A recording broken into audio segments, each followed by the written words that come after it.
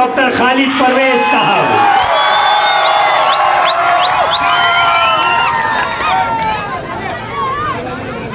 बिस्मिल्लाहिर्रहमानिर्रहीम।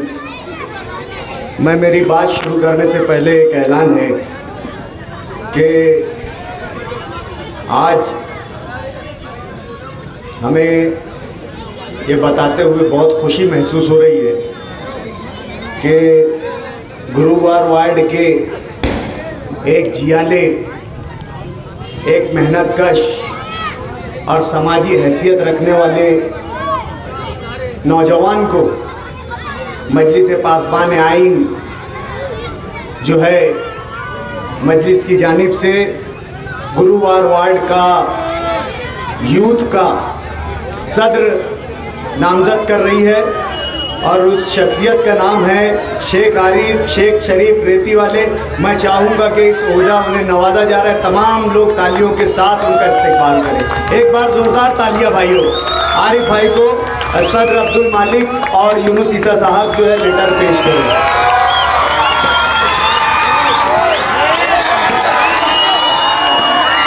ठीक है, हो जाने दो, नहीं हो जाने दो भाई। आरिफ भाई बने हैं तो उनकी खुशी का भी इजहार होना चाहिए। कर लो। बहुत बहुत मुबारक हमारे नौजवान साथी शेख आरिफ शेख शरीफ साहब। मैं बहुत उम्मीद करता हूँ कि वो अपनी जिम्मेदारियों को निभाएंगे और मजलिस को मजबूत करने के लिए तन मन धन से जो है अपनी जो है वो कोशिश करेंगे। औज़ुबिल्लाहि मिनश्शैतानिर्रजीम, बिस्मिल्लाहिर्रहमानिर्रहीम। रब्बि इश्रह ली सदरी व यस्सिर ली अमरी वहलुल उक़दतम मिन लिसानी यफ़क़हू क़ौली। नहमदुहु व नुसल्ली अला रसूलिहिल करीम, अम्मा बाद। खुदाए बरतर तेरी नवाजिश, कदम कदम पर तेरा दुगाना।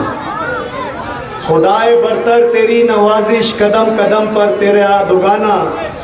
हमारे ख्वाबों में रंग भर दे कि रश्क करता रहे ज़माना।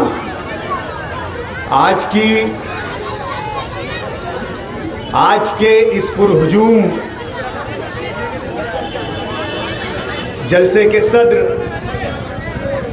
इस इलाके की मशहूर समाजी मिली शख्सियत और हम सब के सरपरस्त आली जनाब इस्माइल बशारती साहब, हमारे बुज़ुर्ग रहनुमा अलहाज यूनुस ईसा साहब, मालेगांव ज़िला मजलिस इत्तेहादुल मुस्लिमीन के सदर आली जनाब अब्दुल मालिक यूनुस ईसा साहब,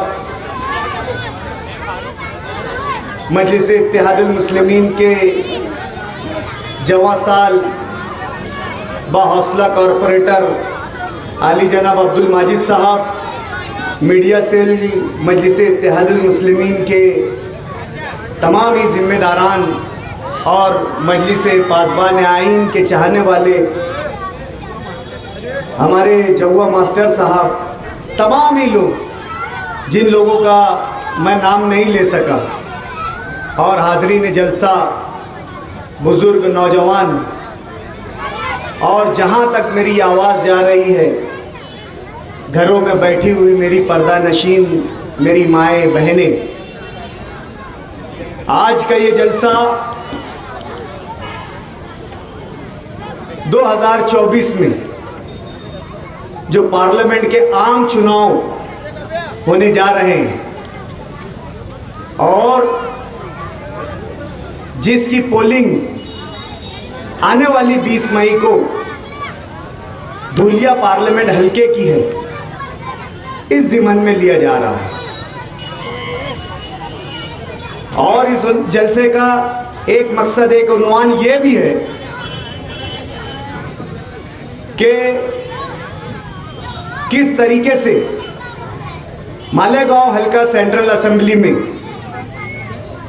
आवामी बेदारी पैदा की जाए कि आवाम में जोश खरोश किस तरह से पैदा किया जाए, आवाम में इलेक्शन की अहमियत को किस तरीके से पहुंचाया जाए, ताकि 20 मई को हर वोटर अपनी सियासी मिली बेदारी समझकर खुद अपने और अपने घर वालों के साथ कोई सियासी वर्कर आए नहीं आए, कोई जरिया हमें पोलिंग स्टेशन पहुंचने का मिले या ना मिले,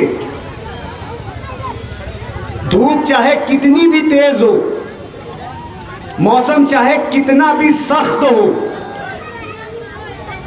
हमें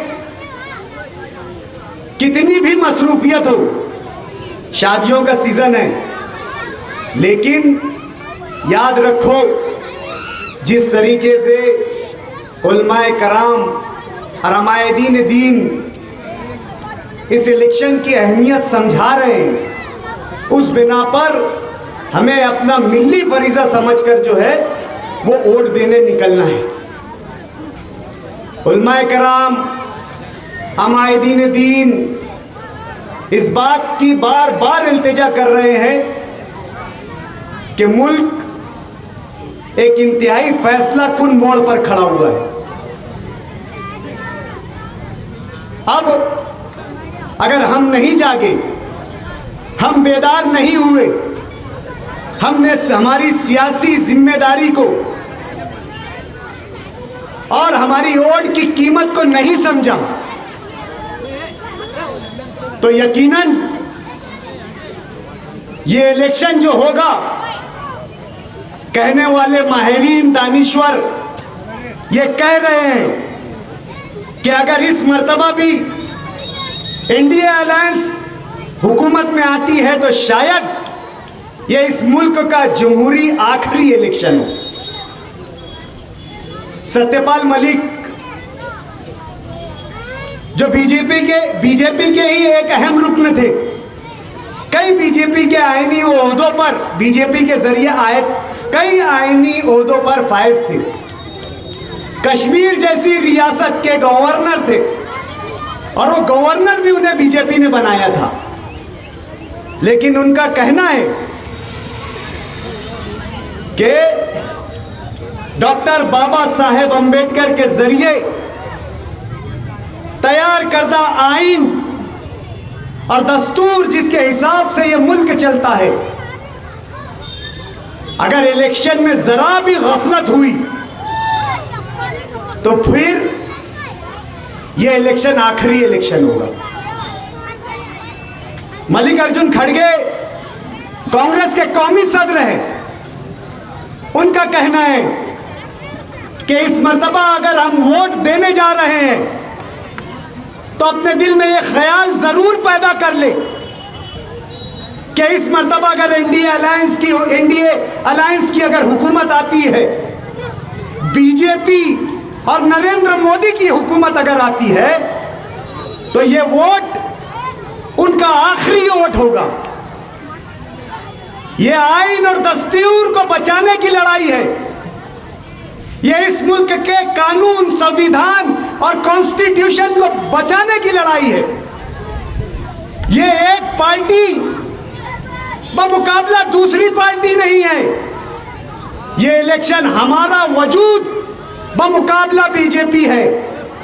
ये इलेक्शन हमारी बका बमुकाबला बीजेपी है। ये इलेक्शन हमारी तशख़्ख़ुस बमुकाबला बीजेपी है। अगर हमने होश के नाखून नहीं लिए, अगर हमने बेदारी पैदा नहीं की और हम ये सोचते रह गए और हम इस ख्याल में रहे कि इलेक्शन आते हैं, इलेक्शन जाते हैं, इलेक्शन एक त्यौहार है, एक छुट्टी है, तो यकीन मानो मुस्तकबिल करीब में हमारी हैसियत बहुत जल्द मिट जाएगी। और इसकी वजह है,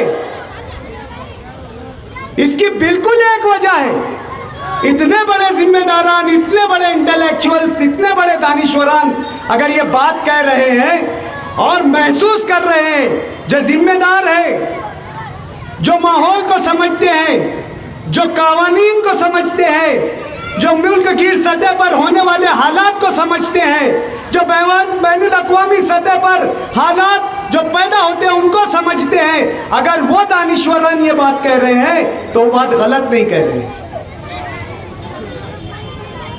कर्नाटक में बीजेपी के उम्मीदवार पार्लियामेंट के उम्मीदवार, कानून साज अदारे का इलेक्शन लड़ने वाले उम्मीदवार, बीजेपी रियासती इकाई के जिम्मेदार, वो ये बात कह रहे हैं कि आने वाले 6 या 7 महीनों में आप देखोगे कि हिंदुस्तान ये हिंदू राष्ट्र बनेगा। आरएसएस का नाम आप तमाम जानते हैं और आरएसएस का मकसद भी आप तमाम लोग जानते हैं और आरएसएस की नीयत, आरएसएस का मैनिफेस्टो भी आप लोग जानते हैं। आरएसएस के मेन मुख्य प्रचारक गोविंदाचार्य ने भी इस बात का इंदिया दिया कि अगर 400 पार बीजेपी के रुकने पार्लियामेंट अगर चुन कर आते हैं, अरकान पार्लियामेंट अगर चुन कर आते हैं, तो 6 महीनों के अंदर हिंदुओं को यह तोहफा दिया जाएगा कि यह देश हिंदू राष्ट्र हो जाएगा। यकीनन इलेक्शन यौम एहतेसाब है, यानी इस बात का जायजा लेने का नाम है इलेक्शन कि हमारे लिए कौन मुफीद है, कौन मुजीर है। लेकिन इलेक्शन यौम मुहासबा भी है। मेरे दोस्तों, मैं मेरे तालिबे इल्म के ज़माने में जब मैं जामिअतुल हुदा में पढ़ता था तो उस वक्त हमको हमारे निसाब में क़ससुल कुरान और क़ससुल अंबिया पढ़ाया जाता था। गालिबन मैंने क़ससुल कुरान या क़ससुल अंबिया में पढ़ा था हज़रत सुलेमान अलैहिस्सलाम का वाक़या। अचानक से जब हम मकतब में पढ़ा करते थे, लेकिन ये जो वाक़या है हमारे जहनों पर उस वक्त नक्श हो गया था। हमारे उस्ताद मोहतरम मौलाना रफ़ीक पटेल साहब ने जब हमें ये वाक़या पढ़ाया था तो बचपन की वो यादें आज इन हालात में एकदम से उभर कर आ गई। सूरतुल नमल का वो वाक़या कि जिसमें हज़रत सुलेमान अलैहिस्सलाम अपने लश्कर के साथ कूच कर रहे थे, कहीं जा रहे थे, मैदान में उनका क़याम हुआ। हज़रत सुलेमान अलैहिस्सलाम का लश्कर यहाँ पर बैठे हुए तमाम लोगों को उनकी नबूवत का ये मुआजिज़े का इल्म होगा कि हज़रत सुलेमान अलैहिस्सलाम की हुकूमत इस दुनिया में, इस ज़मीन पर बसने वाले तमाम चरिंद परिंद, जानवर, हैवान, जिन्नात, इंसान पर थी। आप तमाम की बातें जानते थे, तमाम की बोली जानते थे। तो मुख्तसर वाक़या ये है कि जब उनका लश्कर क़याम कर रहा था और वो दोबारा मार्च, जो उनका लश्कर था वो मार्च रिज्यूम कर रहा था, वापस जाने के लिए जब आगे बढ़ रहा था, तो उन्होंने एक चींटी की आवाज़ सुनी। चींटी अपनी साथी चींटियों से कह रही थी कि हज़रत सुलेमान का लश्कर आ रहा है। उस वक्त हाथी, घोड़े और कई ऐसी मखलूक रही होगी, हम तसव्वुर में कहते हैं कि डायनासोर, ये वो दीगर तमाम मखलूकें उस जो है लश्कर में शामिल रही होगी।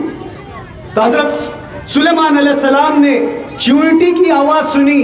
चींटी जो चींटियों की सरदार थी, वो भांपते कांपते अपनी साथी चींटियों से कह रही थी कि हज़रत सुलेमान अलैहिस्सलाम का लश्कर आ रहा है। उन्हें नहीं मालूम कि हम यहाँ पर हमारी ग़िज़ाएं चुग रहे हैं, उन्हें इल्म नहीं है। उनके इस अजीम लश्कर के पैरों तले हम रौंदे जाएंगे, कुचल जाएंगे। जल्दी से हम हमारी बिलों में जो है वो कूच कर जाए ताकि उनके इस लश्कर से बच जाए। एक चींटी की तरफ हज़रत सुलेमान अलैहिस्सलाम ने यह देखा कि वो चींटी की सरदार अपनी जान बचा सकती थी। वो अपने बिल में इस लश्कर को देखकर छुप सकती थी, लेकिन उसने अपनी जान जोखम में डालकर तमाम चींटियों की जान की हिफाजत के लिए ऐलान किया और अपनी जान जोखम में डालकर वो भी मैदान में आ गई। हज़रत सुलेमान अलैहिस्सलाम को चींटी की फहम पर बहुत ही प्यार आया। और दोस्तों, चींटी के ये जज्बात, अपनी कौम के लिए कुर्बानी, अपनी कौम के लिए कुर्बानी का ख्याल अल्लाह रब्बुल इज़्ज़त को इतना पसंद आया कि कौम, मेरे लोग, मेरी चींटियाँ, वो चींटी जिसने अपनी जान की परवाह भी नहीं की और निकल गई इतने बड़े लश्कर के साथ। अल्लाह को ये अदा इतनी पसंद आई कि अल्लाह ने रहती दुनिया तक उसके इस जुमले को कुरान में बंद कर दिया, ताहयात सेव कर लिया अल्लाह ताला। सिर्फ क्यों कि उसे अपनी कौम की फिक्र थी, अपनी बिरादरी की फिक्र थी, अपने लोगों की फिक्र थी। दोस्तों, आज हम लोगों को भी अपनी फिक्र करना चाहिए। कौम की फिक्र, अपने लोगों की फिक्र, एक चींटी की फिक्र जब अल्लाह को इतनी पसंद है तो हम तो अशरफुल मखलूकात है। अगर हमने हमारी कौम की फिक्र कर लिया तो अल्लाह के वहाँ हम कितने पसंदीदा हो गए, ये आप लोगों को मालूम है। दोस्तों, हम लोग ये कहते हैं, ये मानते हैं कि लड़ना हमारा मकसद है, हालात को तब्दील करना हमारा मकसद है। अभी ये इनकलाब पेपर में मुझे मुताले का शौक़ है। मैं यादगार अतहर मुबारकपुरी साहब के रसूल अकरम की हिकमत सियासत, साद गिलानी साहब की जो है वो सिलसिलावार लिख रहे हैं। एकदम हालात के ऐन मुताबिकत उनकी तहरीर पढ़ने में आई। 1 मई और 2 मई का यहाँ पर इनकलाब के कारीन बैठे हुए, मुझे मालूम है यहाँ पर बहुत से ऐसे लोग हैं जिन्हें जो है मुताले का शौक़ है। अभी तालिब के वाक़या को बयान किया गया कि किस तरह कुफ़ार मक्का ने, मुसलमानों ने मक्का को शाह अबी तालिब की घाटी में 3 साल के लिए कैद कर दिया। लेकिन उन 3 साल की कैद व बंद के बाद, कैद व बंद की सोबतें झेलने के बाद, छोटे छोटे मासूम बच्चे, ना उन्हें खाना दिया गया, ना उन्हें पानी दिया गया, ना किसी तरीके की कोई सुविधा उपलब्ध की गई, कोई फैसिलिटी नहीं दी गई। जड़ी बूटियां, झाड़ों की जड़ी बूटियां मासूम बच्चे खाते थे, माओ के दूध सूख गए थे, पेटों पर, शिकम पर लोग पत्थर बांध लिया करते थे। 3 साल की कैद व बंद के बाद भी जब मुसलमानों ने मक्का को छोड़ा गया तो उनका वही रवैया था कि हम झुकेंगे नहीं, हम वैदानियत का इकरार करेंगे, रसूलुल्लाह की रसालत का इकरार करेंगे, हम लड़ेंगे, हम रहेंगे। अपनी तहफ़्फ़ुज़ के लिए इल्तिजाएं और दरख्वास्तें नहीं दी उन्होंने कुफ़ार मक्का के लिए। अल्लाह के नबी ने उन्हें लड़ना सिखाया। सूरतुल अनफाल, फिर जो राकिब ने सूरतुल अनफाल का और सूरह बकरा की कुछ आयतों का तज़किरा किया जो यहाँ पर आचार संहिता में आ सकती है, मैं नहीं बोल सकता, कि अल्लाह के नबी घोड़ों को तैयार कर लो और हमेशा अपने दुश्मनों के साथ लड़ते रहो। उस वक्त अल्लाह ने यह हुक्म नहीं दिया कि तुम तादाद में कम हो, तुम्हारे पास वसाइल नहीं है, तुम्हारे पास ज़राए नहीं है, तुम्हारे पास किसी तरीके का साज और सामान नहीं है, लेकिन तुम्हारे पास हौसला है, तुम हालात से लड़ते रहो। अल्लाह के नबी ने अपने आप को दुश्मनान मक्का के सामने भी एकदम बारोब तरीके से पेश किया। कलील तादाद, कम तादाद, लेकिन अपनी बातें बारोब तरीके से पेश की, बाहौसला तरीके से पेश की। इसके एवज़ में सुलह हुदैबिया भी जो है वो वजूद में आई। और फिर उसके बाद जब हरकल ने हमले की कोशिश की, हरकल रूम ने, तो आप सल्लल्लाहु अलैहि वसल्लम ने लश्कर नहीं देखा, तादाद नहीं देखी, साजो सामान नहीं देखा और उसकी तरफ कूच कर गए। जब उसने मुसलमानान की ये हिम्मत देखी तो वो डर गया, उस पर खौफ तारी हो गया कि ये मुसलमान बेसाजो सामान, फटे पुराने कपड़े, ना इनको खाने के लिए सामान है, ना पहनने के लिए सामान है, ये मुकाबले के लिए कैसे आ रहे हैं। तो उसने उस पर हैबत तारी हो गई और वो अपने मुकाम पर ही रुक गया। ये तालीमात हमें हमारे कुरान से मिलती है, हमारी शरीयत से मिलती है। शरीयत हमें लड़ना सिखाता है, चढ़कर दुश्मन की छातियों पर जाकर चढ़ना सिखाता है। हमें खौफ, हमें जो है, फिर अगर हम जुमला कहते हैं कि जहां सियासी बसीरत का सवाल था वहां पे ज़ियारत और बशारत की बात आ गई। हम ये चाहते थे कि यहाँ पर नुमाइंदा आए, लड़े और इलेक्शन हो, लेकिन आप लोगों के सामने हालात मालूम है। हमने वोट की बेदारी की, हमारे जिम्मेदारान ने जो है किस उम्मीदवार को वोट देना है ये भी आपको समझाया। हम कांग्रेस को सेक्युलर नहीं कहते, लेकिन एक मजबूत उम्मीदवार की हैसियत से ये ऐलान करते हैं कि 20 तारीख का जो इलेक्शन है, आने वाली 20 मई को आप तमाम लोग मुत्तहिद होकर कांग्रेस पार्टी का जो भी निशान है, मुझे उनका निशान नहीं मालूम, उस निशान पर शोभा ताई बच्चाओं के नाम के आगे मुहर लगाकर से जो है मजबूत उम्मीदवारों को कामयाब करें। बिहार जिंदा, सोबत बाकी। 10 तारीख को सैलानी चौक में जलसा आम है, वहां पर तमाम बातों का जवाब दिया जाएगा। 10 बजे ये जलसा खत्म किया जाता है। मैं जलसा खत्म होने का ऐलान करता हूं।